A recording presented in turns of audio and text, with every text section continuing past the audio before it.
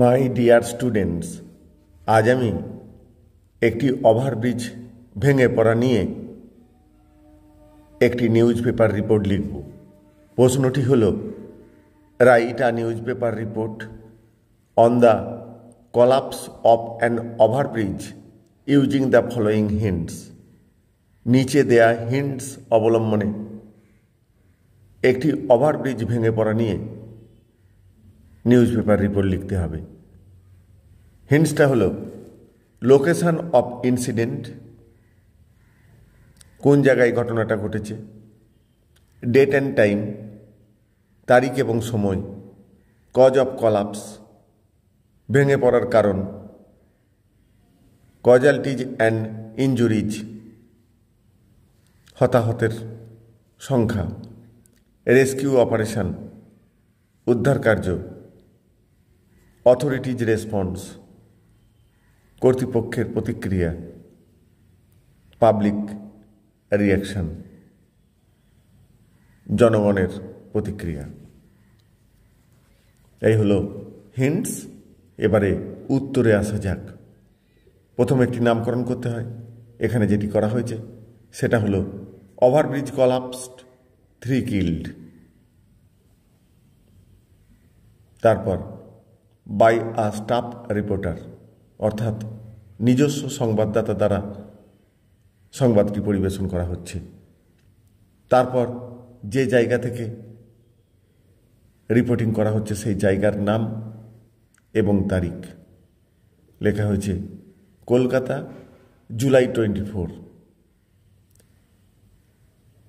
তারপর a tragic incident occurred yesterday evening when an old overbridge near Howrah station collapsed around 6:30 p.m. একটি দুর্ঘটনা গতকাল সন্ধ্যাবেলা ঘটেছে, যখন একটি পুরনো ওভারব্রিজ হাওড়া স্টেশনের কাছে 6:30 নাগাদ সন্ধ্যাবেলা ভেঙে পড়ে। The bridge, which was already marked unsafe due to structural weakness and recent heavy rains, collapsed during rush hours. ব্রিজটি, যেটি ইতিমধ্যে নিরাপত্তাহীন বলে চিহ্নিত হয়েছে, তার গঠনগত দুর্বলতা এবং সাম্প্রতিক প্রচণ্ড বৃষ্টিপাতের ফলে সেটি রাশ আওয়ারে ভেঙে পড়ে। 3 people lost their lives, 3 ব্যক্তি প্রাণ হারান, and over a dozen were injured, 1 ডজনেরও বেশি মানুষ আহত হয়। প্যানিক স্প্রেড, একটা ভয় ছড়িয়ে পড়ে, as vehicles and pedestrians were trapped under debris, যে কিছু যানবাহন এবং কিছু পথচারী ধ্বংসস্তূপের তলায় আটকে গেছে। Rescue teams including police and NDRF rush to the site, উদ্ধারকারী দল, পুলিশ এবং NDRF সহ ঘটনাস্থলে ছুটে গেছে, অ্যান্ড ক্যারিড আউট অপারেশন, এবং উদ্ধার কার্য শুরু করে দিয়েছে থ্রু দ্য নাইট, সারা রাত ধরে। Injured persons are taken to hospitals, যারা আহত তাদেরকে কাছাকাছি হসপিটালে নিয়ে যাওয়া হয়েছে। The government has announced compensation for victims and launched an inquiry.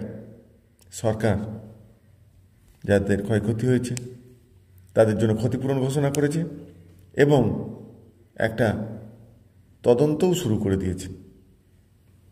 Locals have expressed anger over repeated negligence. বারবার গাফিলতি বা অবহেলার জন্য স্থানীয় মানুষজন তাদের ক্ষোভ উগরে দিয়েছেন। এই হলো বিল্ডিং কলাপসের উপর নিউজ পেপার রিপোর্ট। প্রিয় ছাত্রছাত্রীরা, আশা করি এই রিপোর্টটি তোমাদের কাজে লাগবে। এই ধরনের রাইটিং পেতে তোমাদের অবশ্যই চ্যানেলটিকে সাবস্ক্রাইব করতে হবে এবং সম্ভব হলে বন্ধুবান্ধবদের শেয়ার করে তাদেরও যাতে কাজে লাগে সেই চেষ্টা করবে। Thank you all.